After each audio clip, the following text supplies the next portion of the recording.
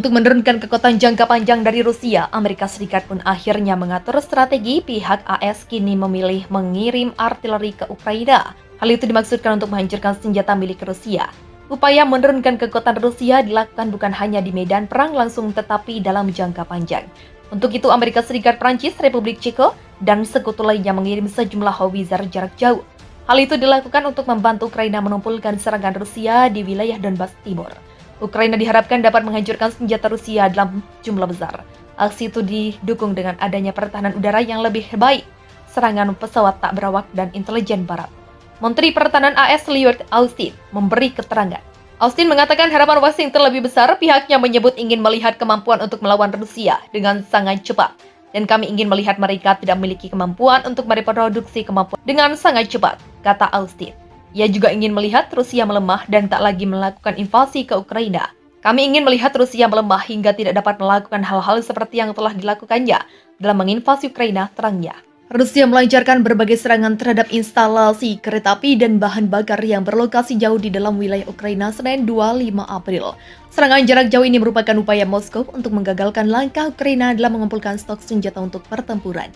Melansir dari API, pada Senin 25 April, Rusia memberikan titik fokus daya tembaknya di tempat lain. Rudal dan pesawat tempur Rusia menyerang jauh di belakang garis depan.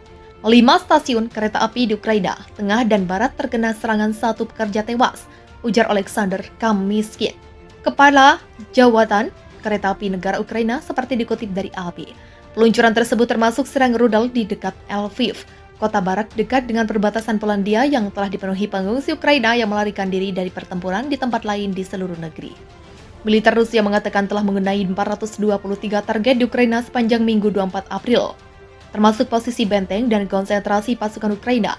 Sedangkan jet tempur Rusia menghancurkan 26 lokasi militer Ukraina, termasuk pabrik bahan peledak dan beberapa depot artileri.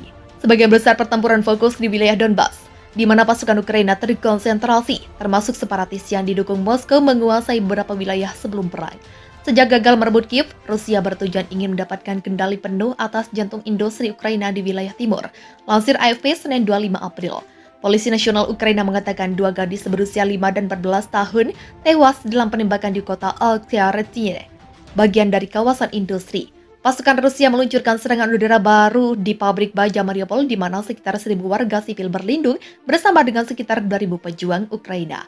Pabrik baja Azovstal, tempat para pembela bersembunyi, adalah sudut terakhir perlawanan di kota yang telah diduduki Rusia. Pejabat Ukraina telah berulang kali menekankan perlunya mengevakuasi warga sipil Mariupol, termasuk dari pabrik baja. Mariupol telah menyaksikan pertempuran sengit sejak dimulainya perang karena lokasinya di Laut Azov. Ukraina bakal kehilangan pelabuhan vital, membebaskan pasukan Rusia untuk berperang di tempat lain, sehingga memungkinkan Moskow untuk membangun koridor darat ke semenanjung Crimea yang direbutnya dari Ukraina pada tahun 2014. Mikhailo Podolyak, penasihat presiden lainnya, mentweet militer Rusia menyerang pabrik dengan bom berat dan artileri sambil mengumpulkan pasukan dan peralatan untuk serangan langsung. Selama pidato Sabtu 23 April, Zelensky menuduh Rusia melakukan kejahatan perang dengan membunuh warga sipil, serta mendirikan kem-kem penyaringan di dekat Mariupol bagi mereka yang mencoba meninggalkan kota. Dia mengatakan orang-orang Ukraina, banyak dari mereka anak-anak, dikirim ke daerah-daerah di bawah pendudukan Rusia atau ke Rusia sendiri, seringkali sampai di Siberia atau Timur Jauh.